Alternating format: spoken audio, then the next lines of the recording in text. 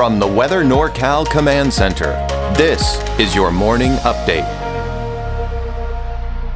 Cascade Paint Supply is Redding's oldest family-owned paint store, established in 1953. We are the largest Dunn Edwards dealer in the nation, and most of our products are made in the U.S. Our friendly and knowledgeable staff are ready to answer your questions and help you today. Well, good morning, everyone. I'm Meteorologist Mike Krueger. Thank you so much for joining me here for your morning update. You know, we've got temperatures close to normal. The heat wave is pretty much behind us. We're going to be closer to normal with your temperatures for the valley, the mountains, and of course even the coast, seeing those cooler temperatures as we've seen over the last several days. Now, the valley highs are expected to continue to drop really even across the board, and that is going to be upper 80s, some low 90s by the weekend, and maybe even into early next week. Now, speaking of the weekend, there is a potential for some mountain thunderstorms, and the chances are beginning to look a little bit better as far as that overall potential. But then looking at down the line here, I'm not seeing any major heat waves heading down the line here over the next week or two. All right, we'll get into all of that in your deeper dive forecast here in just a bit. We'll also take a look at what's going on with the fires here in just a second as well. But first, here is your Krueger's Quickcast for your Wednesday, August 13th. So out the door this morning, and a lot of kids, actually the first day of school. I know I'm taking my son to school here for the first time this year. So a junior in high school, crazy. Anyway, out the door this morning, temperatures in the low 70s for the valley, for Trinity County, mid 60s. Still some of that fog along the coast, with temperatures there in the mid 50s. So high pressure is really starting to kind of show signs of breaking down. And the reason you can see that is because if you look up to the north, Gulf of Alaska, Canada, you see all the clouds? Those are storm systems that are riding over that ridge and breaking away at that ridge and eventually allowing our temperatures to drop a bit, which we're already starting to see that here for today. The winds are starting off fairly calm this morning. I do expect your typical afternoon breezes, especially for the valley.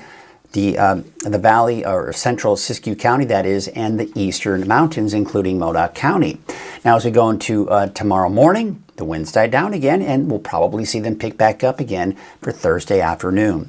We are seeing a few clouds out there this morning. Should make for a beautiful sunrise in some spots of Northern California. Otherwise, that fog may persist a little bit more than I think many of you along the coast would like. There may be some breaks in the clouds in some areas here for the coast, but otherwise, you've got the low clouds and that fog. And look at that fog really making its way into some of those inland valleys, working its way down the Highway 101 corridor south of Eureka. And you got that dense fog as we go into tonight in some areas here for the coast, obviously, in some of those inland valleys. So for today, for the most part, we should stay below 100 degrees. There are a few spots where it actually has been warmer in Trinity County than parts of the valley the last few days. So Weaverville, Willow Creek, you could be looking at temperatures right around 100 degrees, also Hayfork. But for the valley, you're talking low 90s to the south, upper 90s to the north, and 80s and 90s for many of the higher elevations, with, once again, those low 60s for the coast. Now we take a look at that 7-day outlook, and we're going to be hovering around 100 degrees, upper 90s for Redding through Friday. More like the mid to upper 90s for Red Bluff, and low to mid 90s for places like Chico. Then we see that dip in the temperatures over the weekend, and we keep those cooler temperatures, if you will, as we go into early next week. For the coast, temperatures actually increasing a bit by the weekend. I do expect maybe even a chance for some showers for parts of the coast. Inland and Trinity County, maybe a chance for thunderstorms on Saturday. That chance for thunderstorms will continue for Weaverville on Sunday as well. And for really most of the mountains, you can see for Siskiyou, Modoc County, now even the eastern mountains, seeing that potential for thunderstorms. And it looks like those chances, again, we're going to be kind of tweaking this a bit as far as the overall coverage, the overall intensity, but it's now beginning to look like all of the mountain locations, including the inland areas, could see that chance for some thunderstorms for parts of the weekend. All right, let's take a look at now what's going on with those latest on the fires here, and this is sponsored by Garmin's Tractor Service. And just kind of a wide perspective, we're not really seeing a lot of fire activity out there. The Big Cliff Fire, as of really the 12th, so yesterday, 5:12 p.m., it has grown about 10 to 11 acres in size over the last 24 hours, but still hasn't seen any new containment, still at about 33% containment. We take you out to the Green Fire, no updates since August 7th, still a little over 19,000 acres, and again, as of latest report, 99% contained. The Butler Fire, no new updates here either since the 9th. it's really since August, the morning of August 9th. Still, latest report, a little over 21,000 acres and about 96% containment. This is kind of interesting, and I wanted to show you this here.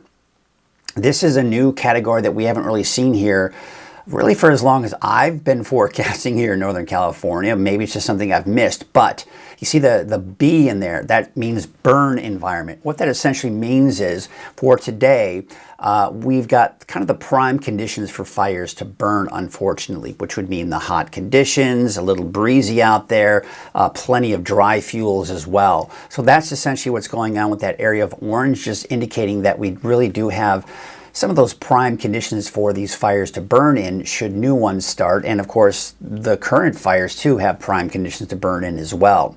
So we look at the overall winds here this morning, and as I mentioned, they're not that strong. Now you can see by the afternoon, we get what's called that diurnal heating, and that's going to allow for those winds to pick up in the afternoon. And you can see here for Trinity County, Western Siskiyou County even, seeing a little breezy conditions here. That's why partially we saw that orange on the map with the previous map there. Now, as we go into Thursday morning, once again, those winds died down, but they'll pick up.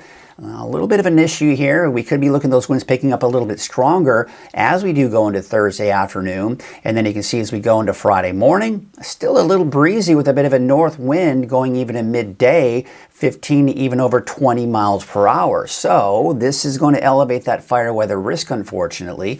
You can see midday today, still in that low to moderate range, but by the afternoon, we're in that moderate to high range, especially for the valley with those south winds. Now, as we go into your Thursday morning, Thursday afternoon, see that area of orange, that's a really deeper orange. This is the elevated fire risk because of those stronger winds that we will see in that particular area. And then you can see as we go into Friday midday, we're already getting into that moderate to even high range. Because remember, we're seeing those winds blowing a little bit more from the north, a bit drier as well, and that's going to elevate that fire weather risk, although really a low risk for many of the higher elevations. That is going to do it for your Krueger's Quickcast, and a look at what's going on with the fires and the fire forecast. Now, before we get to the deeper dive forecast, you know, there's a free 24-hour streaming channel I want to just point your attention to. You may already know about it, but many of you may be new to the channel, and there is a 24-hour streaming channel that you have access to on Fire Stick Roku. Search for Weather NorCal in those app stores, and you can watch that 24 channel 24/7. It's always on, and it's got the latest weather information, including the latest video forecasts as well. Now, if you don't have either of these devices or any device that has access to the internet, including your smart TV, YouTube app, you can watch the 24-hour channel from the Weather NorCal. Search for that. Subscribe to the Weather NorCal channel while you're at it on YouTube. And what I like about the YouTube app is not only can you watch it on your big screen TV right there, right, the 24-hour channel, but you can also on demand watch the latest video forecast. You are all about on demand these days, right? Who wants to wait for the 5 o'clock news to watch the weather? You can watch it whenever you want, right there from the comfort of your big screen TV in your living room. All right, here's a look at the water vapor. I just wanted to show you just how dry it is out there at this point, but we do have a lot of moisture over the Western Pacific that we'll eventually be tapping into once we start seeing these chances for showers and thunderstorms kick in, which we'll get into that here a little bit later. But there you can see we still have this broad ridge of high pressure, but now it's not as prominent, it's not as strong, and that's because we've got a series of storms, which you can see the spin of low pressure here over Canada, another spin over here over the Gulf of Alaska, and as these ride over that ridge, instead of a nice prominent arc and ridge, it starts to flatten, and as that happens, we start to see our temperatures begin to drop. Now, the overall energy that we're seeing here will eventually kind of shift down to the south over the Gulf of Alaska, and that's going to be the even bigger drop in our temperatures later this weekend, but that will also help to destabilize the atmosphere. So again, you can see that energy shifting down to the south, more mild air. We've got more of that trough of low pressure, heat being kicked off to the east and well off to our west as well, and that's why temperatures are dropping. Another pocket of cooler air begins to shift down to the south, keeping that trend in place over the weekend and keeping our temperatures down. But again, we're also seeing that on the east side of that trough of low pressure, more of that instability, and that could bring us some showers and thunderstorms in the mountains.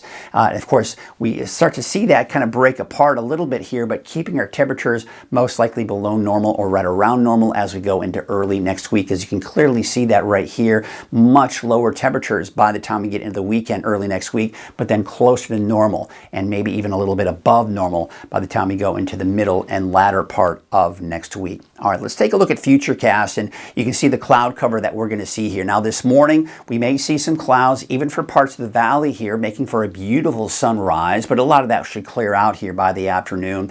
Maybe a couple of afternoon cumulus clouds in the higher elevations. Look at the coast though. You're having a hard time seeing that fog burn off, so I do think there will be some partial clearing in some areas, but really looking at mostly cloudy skies for the most part today along the coast here. That continues into tomorrow morning. That fog really even working its way down the Highway 101 corridor, but it does look like we may see some clearing for Thursday afternoon for the coast, so you may see some more sunshine. I'd say that's probably a welcome sight, right? And then of course those clouds return, looks like for Thursday night into Friday, and some afternoon clouds in the higher elevations, but still dry conditions. Now this is what I was talking about. We've got a lot of available moisture here over the western Pacific. Now you see this stream of moisture right here. This is what I've got my eyes on, because the jet stream is going to eventually kind of point itself at Northern California right here. You see how now we have this nice source of moisture going into Saturday and even into Sunday. That's going to be the source of moisture for the thunderstorms when they develop here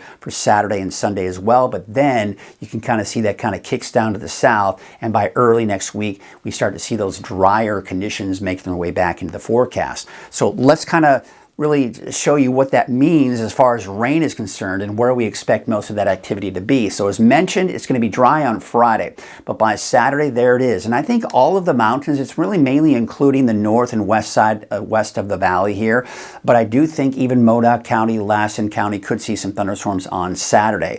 That'll continue into Sunday. The pattern actually shifts a little bit to the east, but I think all of the mountains, including Trinity, Siskiyou, Modoc, Lassen, Plumas, and even the mountains east of the valley could see some of that thunderstorm activity as well. Now I am seeing some better agreement between both the American and the European forecast model that chances for thunderstorms are pretty much over with by the time we get into Monday and Tuesday and even Wednesday of next week. So it looks like it's just a weekend event. I don't expect it to be a major outbreak of thunderstorms, but anytime we've got those lightning strikes, that's something I think a lot of people tend to be concerned about. So we'll be monitoring and watching that here very closely. And of course, as you know, the firefighters, they'll be on it. All right, there you can see those lake levels. There's about 67% capacity, but still, for Shasta Lake, you're still over 100% for historic average. So we're doing better than we typically are this time of the year. There you can see those wave heights. Don't really expect those to change a whole lot over the next 24 to 48 hours. So really no small craft advisories, but there certainly is going to be that patchy, dense fog out there with those winds coming in from the northwest at about 5 knots. All right, here's your neighborhood forecast, sponsored in part by Dignity Health.